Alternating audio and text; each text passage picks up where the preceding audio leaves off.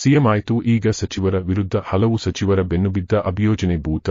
Bengaluru September 29 MUDA ಹಗರಣದಲ್ಲಿ ಮುಖ್ಯಮಂತ್ರಿ ಸಿದ್ದರಾಮಯ್ಯ ಅವರ ವಿರುದ್ಧ ಪ್ರಕರಣ ದಾಖಲಾದ ಬೆನ್ನಲ್ಲೇ ರಾಜ್ಯ ಸರ್ಕಾರದ ಹಲವು ಸಚಿವರ ವಿರುದ್ಧ ಅಭಿಯೋಜನೆಗೆ ರಾಜ್ಯಪಾಲರ ಮುಂದೆ ದೂರುಗಳು ಬಾಕಿ ಉಳಿದಿದ್ದು, ಯಾವುದೇ ಕ್ಷಣದಲ್ಲಾದರೂ ಪೂರ್ವಾನುಮತಿ ದೊರೆಯುವ ಸಾಧ್ಯತೆ ಇದೆ. ಸಚಿವರಾದ ಎಂ.ಬಿ. ಪಾಟೀಲ್, ಕೆ.ಎನ್. ರಾಜಣ್ಣ, ಪ್ರಿಯಾಂಕ ಖರ್ಗೆ ಅವರುಗಳ ವಿರುದ್ಧ ದೂರುಗಳು ರಾಜ್ಯಪಾಲರ ಕಚೇರಿಯಲ್ಲಿ ಪರಿಶೀಲನೆಗೆ ಒಳಪಡುತ್ತಿವೆ. ಒಂದು ವೇಳೆ ಪೂರ್ವಾನುಮತಿ ಕೊಟ್ಟಿದ್ದೇ ಆದರೆ ರಾಜ್ಯ ಸರ್ಕಾರ ಮುಜುಗರಕ್ಕೆ ಒಳಗಾಗಬೇಕಾಗುತ್ತದೆ. ಸಾಮಾಜಿಕ ಕಾರ್ಯಕರ್ತ ಆದರ್ಶ ಆರ್. ಅಯ್ಯರ್ ಅವರ ಖಾಸಗಿ ದೂರು ಆಧರಿಸಿ ಜನಪ್ರತಿನಿಧಿಗಳ ವಿಶೇಷ ನ್ಯಾಯಾಲಯ ಕೇಂದ್ರ ಹಣಕಾಸು ಸಚಿವೆ ನಿರ್ಮಲಾ ಸೀತಾರಾಮನ್ ಹಾಗೂ ಇತರರ ವಿರುದ್ಧ ವಿವಿಧ ಸೆಕ್ಷನ್ಗಳ ಅಡಿ ದೂರು ದಾಖಲಿಸುವಂತೆ ಜನಪ್ರತಿನಿಧಿಗಳ ವಿಶೇಷ ನ್ಯಾಯಾಲಯ ಆದೇಶ ನೀಡಿದೆ. ಇದನ್ನು ದ್ವೇಷದ ರಾಜಕಾರಣ ಎಂದು ವಿಶ್ಲೇಷಿಸಲಾಗಿದೆ. ಕೇಂದ್ರ ಸಚಿವರ ವಿರುದ್ಧ ಪ್ರಕರಣ ದಾಖಲಿಸಿದ್ದಕ್ಕೆ ಪ್ರತಿಯಾಗಿ ರಾಜ್ಯ ಸರ್ಕಾರ ಸಚಿವರುಗಳ ವಿರುದ್ಧ ಇರುವ ದೂರುಗಳಿಗೆ ತ್ವರಿತ ಚಾಲನೆ ನೀಡುವ ಸಾಧ್ಯತೆಗಳಿವೆ. ಸಾಮಾಜಿಕ ಕಾರ್ಯಕರ್ತ ದಿನೇಶ್ ಕಲ್ಲಾಳ್ಳಿಯವರು ಸಚಿವರಾದ ಎಂ.ಬಿ. ಪಾಟೀಲ್, ಕೆ.ಎನ್.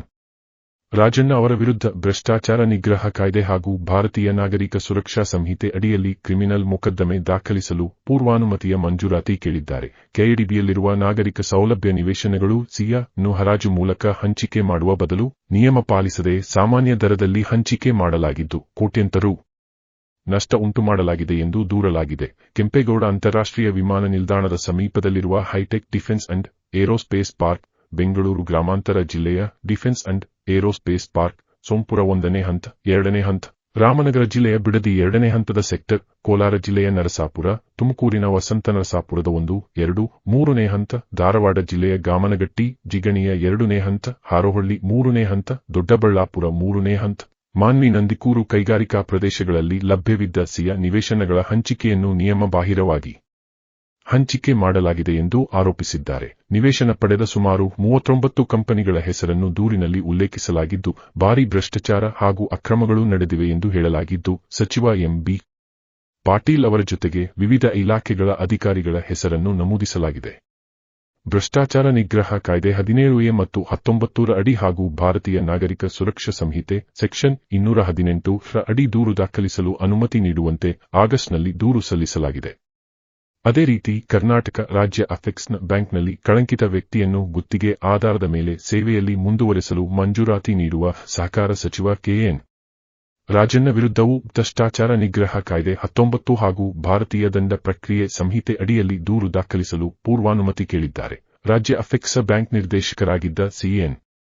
ದೇವರಾಜ್ ಅವರು ಖಾಸಗಿ ವ್ಯಕ್ತಿಗಳು, ವಾಣಿಜ್ಯ ಸಂಸ್ಥೆಗಳು, ಟ್ರಸ್ಟ್ಗಳಿಗೆ ಯಾವುದೇ ಜಾಮೀನು ಮತ್ತು ಭದ್ರತೆ ಪಡೆಯದೆ ಸಾಲ ನೀಡಿದ್ದಾರೆ.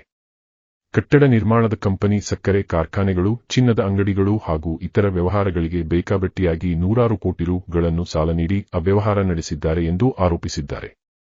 ಈ ಕುರಿತು ಉನ್ನತ ಮಟ್ಟದ ತನಿಖೆಗೂ ಆದೇಶಿಸಲಾಗಿದೆ. ಸಹಕಾರ ಸಂಘಗಳ ಅಪರ ನಿಬಂಧಕರಾಗಿ ನಿವೃತ್ತರಾಗಿರುವ ದೇವರಾಜ್ ಅವರನ್ನು ಅಪೆಕ್ಸ್ ಬ್ಯಾಂಕ್ಗೆ ವ್ಯವಸ್ಥಾಪಕ ನಿರ್ದೇಶಕರಾಗಿ 11 ತಿಂಗಳ ಅವಧಿಗೆ ನೇಮಕಾತಿ ಮಾಡಲಾಗಿದೆ. ಭ್ರಷ್ಟಾಚಾರ ಹಾಗೂ ವ್ಯಾಪಕ ವ್ಯವಹಾರದ ಆರೋಪ ಹೊತ್ತಿರುವ ದೇವರಾಜ್ ಅವರನ್ನು ಅಪೆಕ್ಸ್ ಬ್ಯಾಂಕಿಗೆ ನೇಮಕ ಮಾಡಲು ಶಿಫಾರಸು ಮಾಡಿರುವ ಸಚಿವ ಕೆ.ಎನ್. ರಾಜಣ್ಣ ಹಾಗೂ ಇತರರ ವಿರುದ್ಧ ದೂರು ದಾಖಲಿಸಲು ಪೂರ್ವಾನುಮತಿ ನೀಡುವಂತೆ ದಾಖಲಾತಿ ಸಹಿತವಾಗಿ ಅರ್ಜಿ ಸಲ್ಲಿಸಲಾಗಿದೆ. ಸಚಿವ ಪ್ರಿಯಾಂಕ ಖರ್ಗೆ ಒಡೆತನದ ಸಂಸ್ಥೆಗೆ ನಿವೇಶನ ಪಡೆದಿರುವುದರಲ್ಲೂ ಲೋಪಗಳಾಗಿವೆ ಎಂದು ಆರೋಪಿಸಿ ದೂರು ದಾಖಲಿಸಲು ಸಾಮಾಜಿಕ ಕಾರ್ಯಕರ್ತರೊಬ್ಬರು ರಾಜ್ಯಪಾಲರಿಂದ ಪೂರ್ವಾನುಮತಿ ಕೇಳಿದ್ದಾರೆ. ಹಲವು ಸಚಿವರ ವಿರುದ್ಧ ದೂರು ನೀಡಲಾಗಿದ್ದು, ಒಂದು ವೇಳೆ ರಾಜ್ಯಪಾಲರು ಪೂರ್ವಾನುಮತಿ ನೀಡುತ್ತಾ ಹೋದರೆ ಪೊಲೀಸ್ ಠಾಣೆಗಳ ಕಾರ್ಯದೊತ್ತಡ ಹೆಚ್ಚಾಗಲಿದೆ.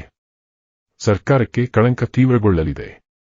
ಒಟ್ಟಿನಲ್ಲಿ ಕೇಂದ್ರ ಮತ್ತು ರಾಜ್ಯ ಸರ್ಕಾರದ ಸಂಘರ್ಷ ಮುಂದುವರೆದ ಭಾಗವಾಗಿ ಸಚಿವರು ಪೊಲೀಸ್ ಠಾಣೆಗೆ ಪೆರೇಡ್ ನಡೆಸುವ ಪರಿಸ್ಥಿತಿ ನಿರ್ಮಾಣಗೊಳ್ಳುತ್ತಿದೆ.